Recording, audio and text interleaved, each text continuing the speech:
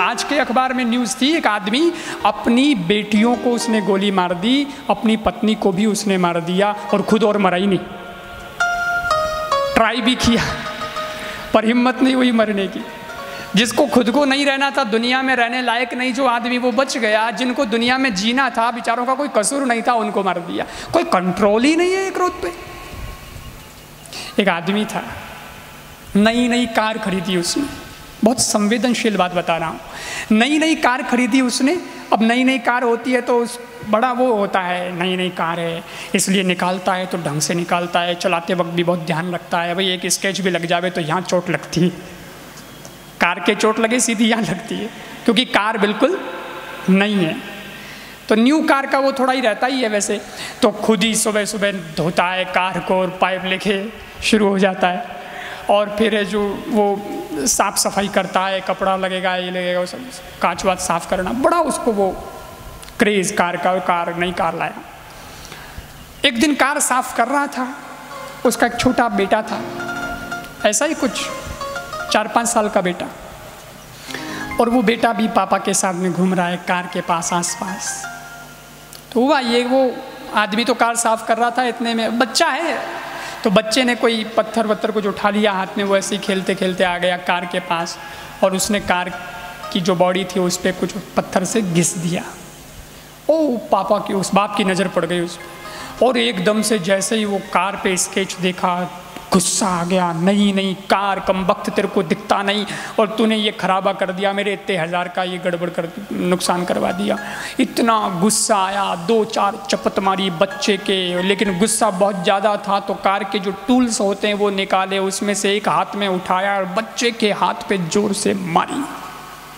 बच्चे का हाथ, अंगुलियाँ वगैरह एकदम से खून आने लगा।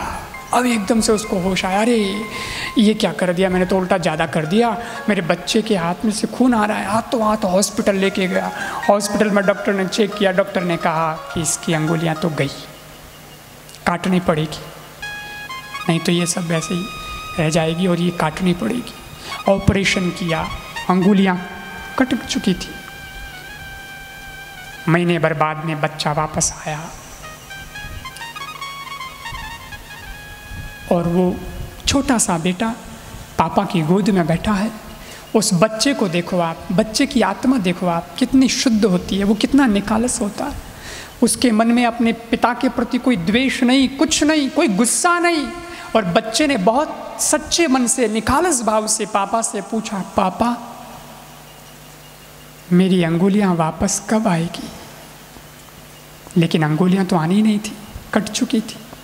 और वो पूछ रहा है कि पापा मेरी अंगुलियां वापस कब आएगी? ये सुनते ही पापा को और गुस्सा आया, इस बार खुद पे आया कि क्यों तो मैंने टूल उठाया और क्यों मैंने बच्चे पे गुस्सा किया, मेरा बच्चा ही तो था। उठ के गया, कार पे टायर पे लाते मारने लगा, गुस्सा उतार रहा है कार पे, लात मारी। फिर भी गुस्सा शांत नहीं हुआ तो टूल निकाले, टूल से गाड़ी पर मारा, बोनेट पे मारा, कांच को फोड़ा और फोड़ते फोड़ते डैमेज करते करते कार को थोड़ा आगे गया और उस बॉडी को देखा। और एक ही दिमाग में चल रहा है, मैंने ऐसा क्यों किया? मेरा बच्चा 5 साल का पूछ रहा है मुझसे इतने प्यार से, पापा मेरी अंगुलियां कब उगेगी वापस, कब आएगी अंगुलियां, मैंने क्यों किया ऐसा? और जब वो बॉडी के उस भाग की ओर गया जहाँ बच्चे ने पत्थर से घिसा था तो उसकी नज़र वहाँ पड़ी। एक्चुअली घिसा नहीं गया था, बच्चा इंग्लिश मीडियम स्कूल में पढ़ता था और उसने इंग्लिश में लिखा था पत्थर से घस घस के कार की बॉडी पे, पापा आई लव यू। और पापा ने ये पढ़ा तो उस आदमी के मन में ऐसा हुआ कि मैंने बहुत गलत किया, मैंने बहुत गलत किया। और कहते हैं कि वो इतना फ्रस्ट्रेशन हो गया, इतना उसको टेंशन हो गया कि फिर उसने आत्महत्या कर ली। वो अपने आप को जिंदा नहीं रख पाया। ये किसका परिणाम है? ये बेफालतू बिना सोचे समझे किए गए क्रोध का परिणाम है। इसलिए सज्जनों, क्रोध के साथ विवेक का होना बहुत ज़रूरी है। और मैं आपसे यही निवेदन करता हूँ, जहाँ से मैंने सब्जेक्ट को उठाया, कि इस दुनिया में पैसा कमाने के लिए नकली हीरे बेचने की ज़रूरत नहीं है, असली हीरे बनो, आपकी कीमत कभी कम नहीं होगी, कभी कम नहीं होगी।